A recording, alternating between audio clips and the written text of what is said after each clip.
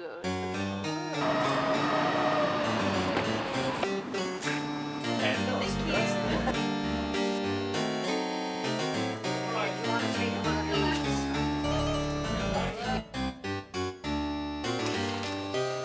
I want to tell you guys about the house that I grew up in.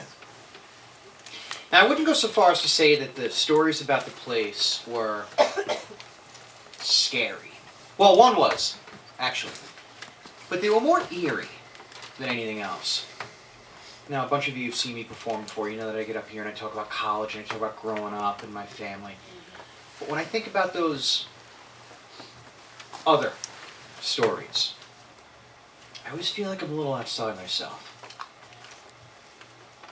Like late one night, I was about 8 years old, and I'm in my room, and I get a whiff of something that makes my skull itch. Bleach.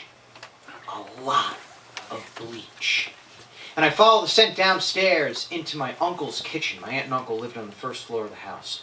And my uncle is frantic because the fish are on the floor, flopping, and their little mouths are working.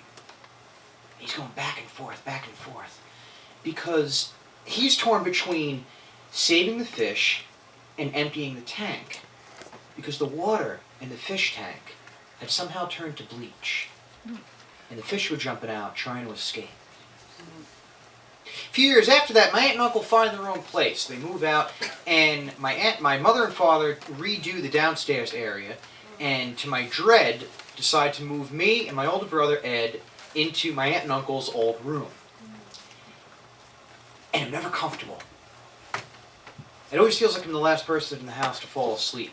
And when my brother's over in his bed snoring, the ceiling above is free of our parents' footfalls. And I just lay there, in the dark, awake, marking the sounds my father says is just the house settling. But the house has been around for decades. I mean, what the hell's it got left to settle? Right? And every time I close my eyes, I feel like there's a face just inches from my own, hovering, smiling, leering. I open my eyes, nothing. A sound, a footstep, no, it's the house settling. A knock on the wall, a creak, a shuffle. I open my eyes and is there something there? Down at the foot of my brother's bed. Face. An actual face. It's looking around the room. Okay, it's in a small cloud, like a mist. Eyes and a mouth, no nose, and not much detail. And I look away and I count. 1, 2, 3. No, I'm not asleep. I'm wide awake. And I look back and the face sees me. It smiles and I look away again. My body is concrete, cold like the walls in school, and I'm not going to look again. And I'm tumbling inside myself, and I'm not going to look again. But of course, what do? But you look again. And now I can't look away. And the face is still smiling. And it has me, and I know it. And it looks my body up and down, and as if in some kind of approval, it mouths the word, ooh. And I lose it. Screaming. I can't stop screaming. And despite my eyes clamping shut, despite my brother jumping out of bed and asking what's wrong, despite the series of rapid footfalls across the ceiling and toward the stairs, I can feel my heartbeat in my fingertips. And I see the bedroom light shine against the inside of my eyelids. I open my eyes. My mother is there, but the ghost is not.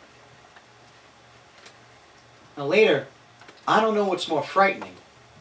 The ghost that I saw, or that my mother doesn't try to convince me that it was all in my imagination. I mean, she just sits at the foot of my bed, smoking a cigarette and says, I don't know what you saw.